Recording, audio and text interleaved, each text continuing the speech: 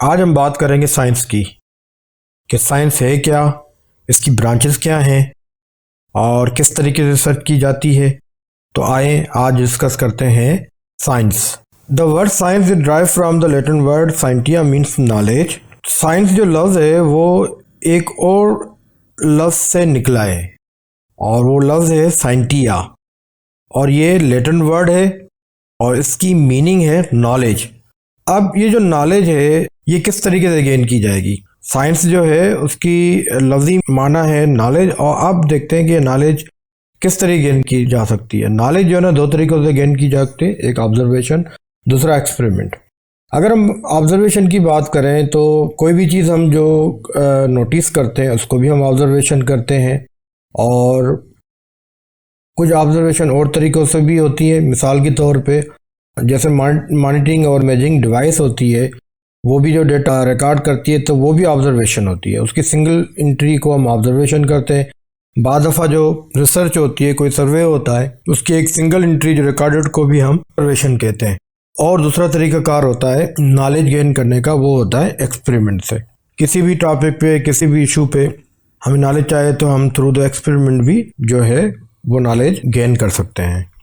अब बात यह आ जाती है कि ये नॉलेज हम गेन क्यों करते हैं, साइंस क्यों है, साइंस में नॉलेज क्यों गेन करते हैं थ्रू ऑब्जर्वेशन एक्सपेरिमेंट में। उसका रीज़न ये है कि हम डिस्क्राइब करना चाहते हैं, एक्सप्लेन करना चाहते हैं दुनिया को, जो सराउंडिंग्स हैं उसको हम डिस्क्राइब और एक्सप्लेन करना चाहते हैं, तो इस वजह से हम ये नॉलेज गेन करते हैं। अब साइंस में जो हम नॉलेज गेन करते हैं नॉलेज, तो उसका एक पर्टिकुलर मेथड है जिसको हम कहते हैं साइंटिफिक मेथड। अब देखते हैं कि साइंटिफिक मेथड में कितने स्टेप्स हैं और किस तरीके से हम नॉलेज गेन कर सकते हैं इन अ सिस्टमिक वे। साइंटिफिक मेथड के 5 स्टेप्स हैं और देखते हैं कि वो 5 स्टेप हैं क्या, और उन 5 स्टेप्स को समझने के लिए हम एक एग्जांपल ले लेते हैं। मिसाल के तौर पे हम कहते हैं कि आजकल टैक्सियों के किराए बढ़ गए हैं। अब स्टेप नंबर 1 है ऑब्जर्वेशन, और स्टेप नंबर 1 में हम वेरीफाई करेंगे कि वाकई किराए बढ़े हैं या नहीं। वेरिफिकेशन के बाद हम स्टेप नंबर 2 पे चले जाएंगे, आस्क अ क्वेश्चन। अब इस स्टेप में हम जो हमारी ऑब्जर्वेशन है उसके अगेंस्ट सवाल उठाएंगे कि क्या वजह है जो किराए बढ़ गए हैं। अब उसके बाद फिर हम स्टेप नंबर 3 पे चले जाएंगे, और वो स्टेप है हाइपोथेसिस। यहाँ पे हम जो हमने स्टेप नंबर 2 में सवाल उठाया उसका एक प्रपोज जवाब बनाएंगे।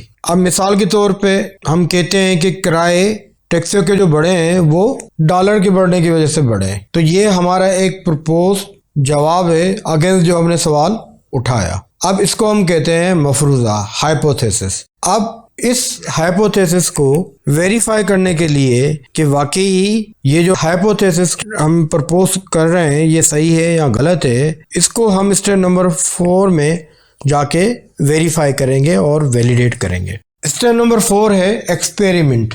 इसमें हम डेटा कलेक्ट करेंगे, उसको वेरीफाई करेंगे, वैलिडेट करेंगे, और जब हमारा हाइपोथेसिस पॉजिटिव आएगा, वैलिडेट हो जाएगा, वेरीफाई होगा, तो हम स्टेप नंबर 5 पे जाएंगे, और वो स्टेप नंबर 5 है थ्योरी। अब इस स्टेप में हम अपना कंक्लूजन भी दे सकते हैं, थ्योरी भी दे सकते हैं, स्टेटमेंट भी दे सकते हैं, जो हमने रिसर्च की है उसकी समरी दे देंगे स्टेप नंबर 5 पे। इसी तरीके से इन स्टेप्स को फॉलो किया जाता है और रिसर्च की जाती है और नॉलेज गेन की जाती है। अच्छा दोस्तों, कुछ स्टडीज ऐसी होती है जो साइंटिफिक मेथड के बेस पे नहीं होती, मगर क्लेम किया जाता है कि वो साइंटिफिक है। ऐसी स्टडीज को हम सूडो साइंसेस कहते हैं। इसका बेहतरीन एग्जांपल है केमिस्ट्री, हैंड राइटिंग एनालिसिस है, और इसके अलावा एस्ट्रोनॉमी है।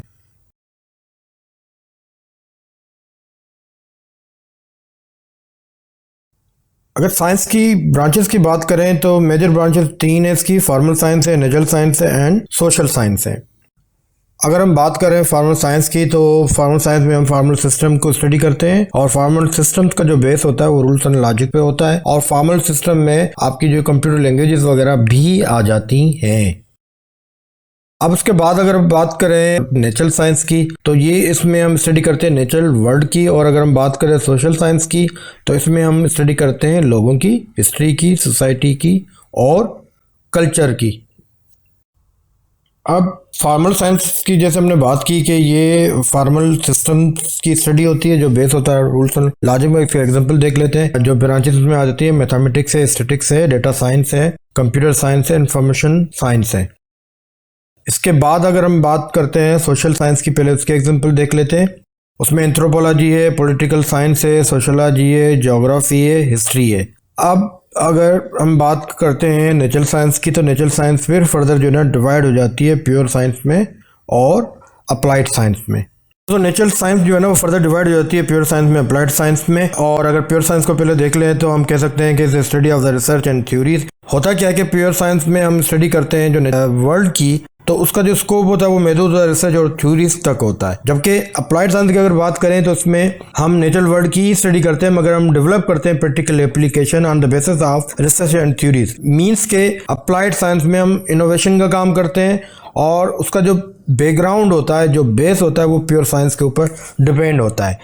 अब हम देखते हैं कि फर्दर प्योर साइंस जो है ना वो दो ब्रांचेस में जो है ना फर्दर जो है ना डिवाइड हो जाती है, biological sciences and physical science. अगर बायोलॉजिकल साइंस की बात करें तो उसमें स्टडी करते हैं लिविंग थिंग्स की, और इसका जो एग्जांपल्स हैं वो जूलॉजी है, बॉटनी, टैक्सोनॉमी है। अगर जूलॉजी की बात करें तो जूलॉजी में हम स्टडी करते हैं एनिमल्स की, और बॉटनी में हम स्टडी करते हैं प्लांट्स की। और अगर टैक्सोनॉमी की बात करें तो टैक्सोनॉमी हम क्या करते हैं कि हम क्लासीफाई करते हैं, हम नाम देते हैं। किसको नाम देते हैं और क्लासीफाई करते हैं? एनिमल्स को, प्लांट्स को और माइक्रो ऑर्गेनिज्म को।